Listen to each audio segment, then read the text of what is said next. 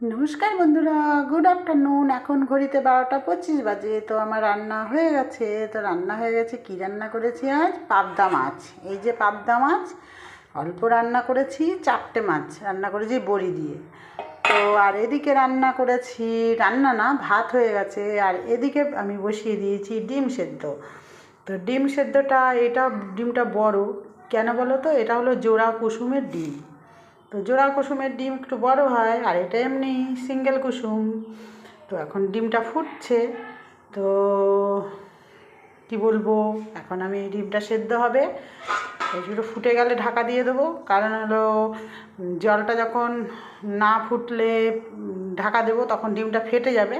তাই জন্য ডিমটা ফুটলে আমি ঢাকা দেবো, তাহলে ডিমটা ভালো সিদ্ধ হবে। ঠিক আছে বন্ধুরা, আজ দুপুরের মেনু আমার ডিম সেদ্ধ, পাবদা মাছ, আর সব ভাতে, মিষ্টি কুমড়ো ভাতে, আলু ভাতে। ঠিক আছে।